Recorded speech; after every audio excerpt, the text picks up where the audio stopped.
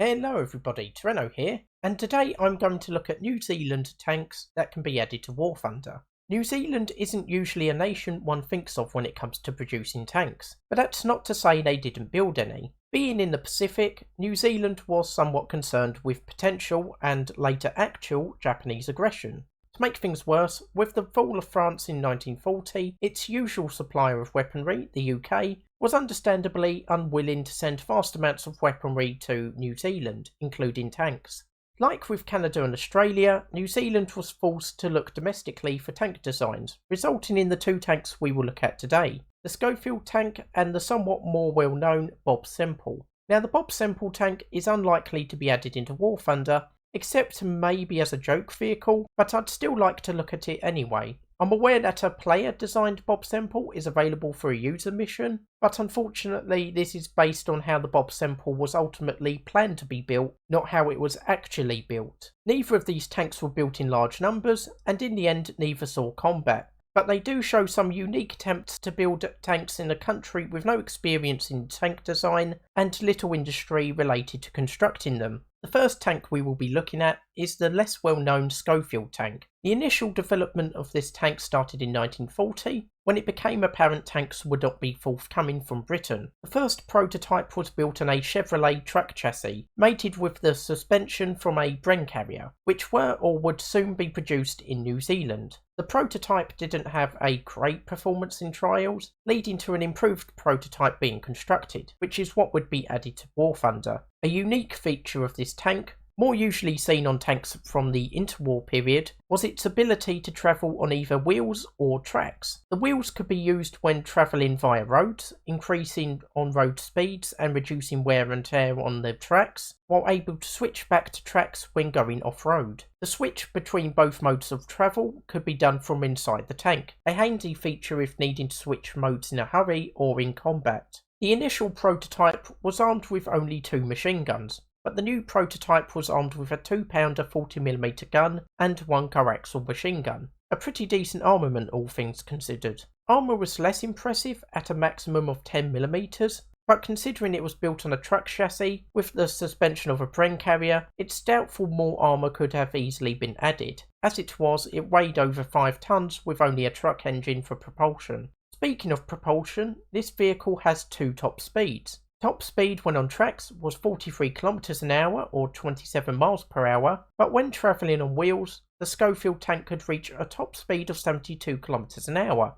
or 45 miles per hour. Pretty fast for a tank. Crew was fairly small at only 3, a driver, gunner and commander, making this tank fairly easy to kill by just knocking out the crew. Overall, I think this vehicle was a really good showing by New Zealand, and while not great compared to tanks in Europe, in the Pacific it would likely have had a good chance against the Japanese. After all, these would be operating on home soil, close to repair workshops and logistical support, in terrain they knew and were familiar with. I think if built in large numbers, these would have been a great addition to the New Zealand troops defending the country. As it was, by the time the prototype was finished and ready for production, tanks from the US and UK were now available, and thus it was not put into production. Interestingly, in 1943 the prototype was sent for testing in the UK, which seems rather odd. Perhaps Britain had plans to produce it itself, or maybe New Zealand just didn't want it anymore. But it still seems a rather unusual thing to do. Unfortunately, the prototype was scrapped in the UK at some point, so we now only have pictures of it left.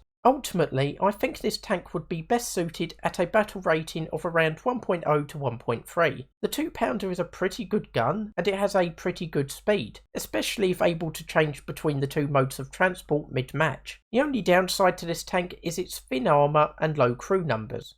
I would love to see this tank added to War Thunder, and I think it would make a great addition to the game.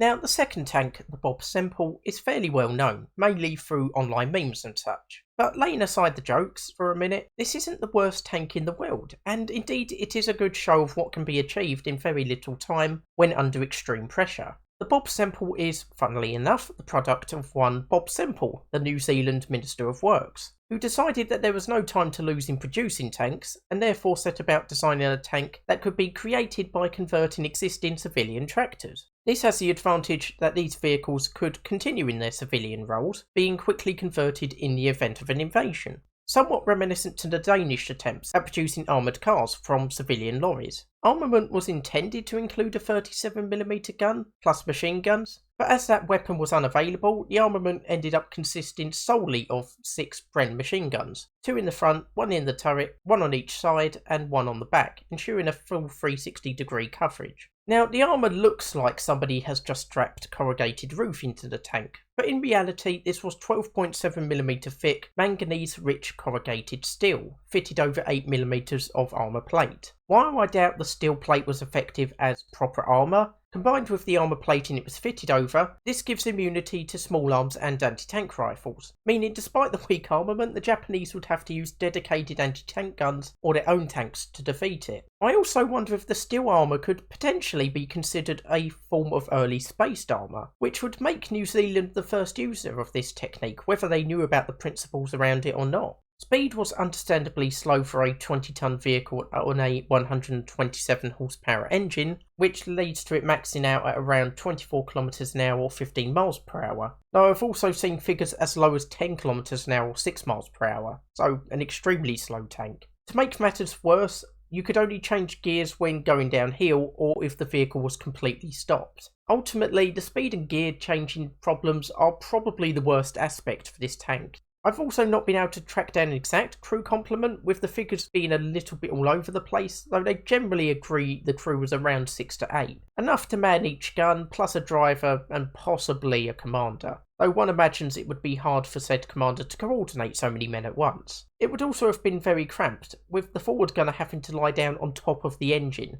Suffice to say, I doubt this was a popular tank to be assigned to with regards to crew comforts. Ultimately, only 3 of these vehicles were constructed, and in the end they were reconverted back into civilian tractors. Like with the Schofield tank, tanks from the US and UK were now available and were far superior to the Bob Semple. That doesn't take away from the tanks though, as ultimately, while not perfect, they were available to meet the Japanese. And if another 100 of these had been constructed or converted, especially if updated with the 37mm cannon, they could have caused huge damage to the Japanese invasion force. Now, as I said at the beginning, it's unlikely the Bob Semple tank could be added to War Thunder. While I think it's an okay tank, without the 37mm gun to use against other tanks, it's going to be practically useless in game. I could see it maybe being added as a joke weapon, or at the very best a form of self-propelled anti-aircraft vehicle at 1.0, but ultimately I think Gaijin will choose to leave this vehicle. Unless they add the 37mm variant as a vehicle available to everyone for online matches, but I'm not holding my breath on that.